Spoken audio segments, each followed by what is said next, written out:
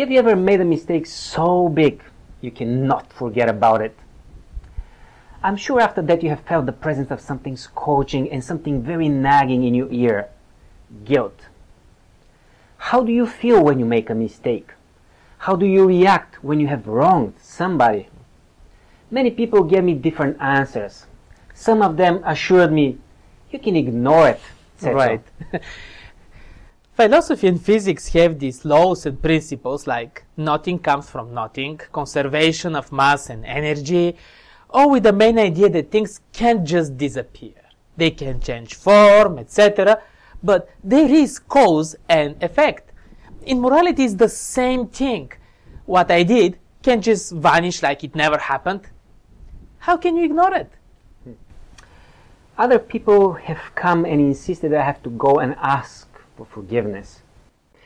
There was also this intelligent group of people that advised me to resolve the problem if I get caught. What do I do? I'm not a therapist, but according to psychology, the lack of guilt is a characteristic of psychopaths. So, the capability to experience guilt is a good thing. Mm-hmm. But yes, the issue remains. Time will make the feeling fade away, but the issue is not resolved. The damages are still there. God's way of compensating someone's guilt was by shedding an animal's blood. Life for life. The blood of the lamb was a symbol of the pure life that was going to be killed in exchange for the sinful soul.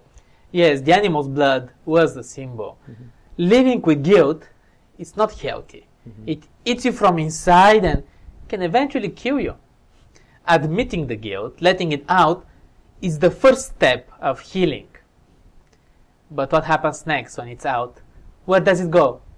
There has never been forgetfulness or cancellation of the sin, but only transfer from one to another, from the transgressor to the lamb, from the lamb into the hands of the priest, from the hands of the priest sprinkled on the horns of the altar.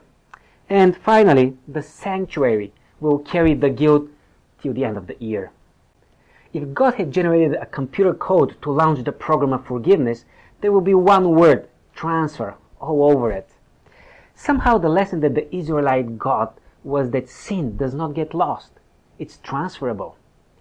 Sometimes we want our mistakes to disappear, but it's not what the Bible says. We like to be able to throw our garbage out and just look away. Mm-hmm. Ecology, however, showed us that things don't work this way. And now we are looking to send our waste to space even. The sinner had to lay out hands and consciously transfer his guilt. He had to understand that this is just the beginning of the process. Guilt wasn't just taken away from him.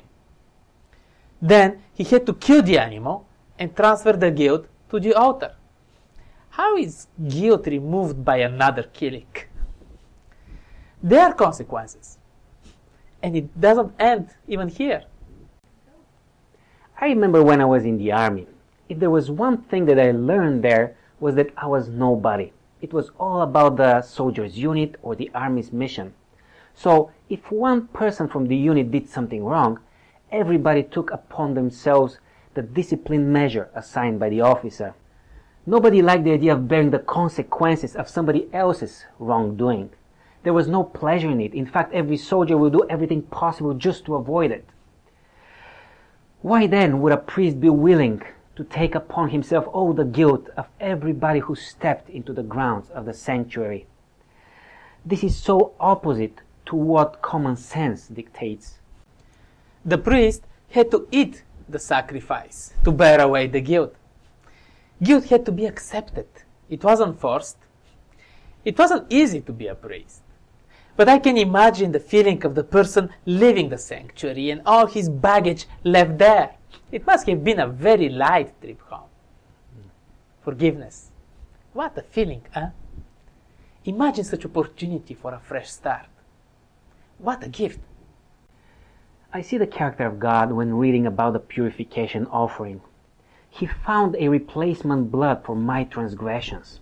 He also found somebody to carry this blood into the sanctuary. He delights in showing mercy. Why would he otherwise provide for me everything that I need just to be in peace with God. And these were our short points for this lesson.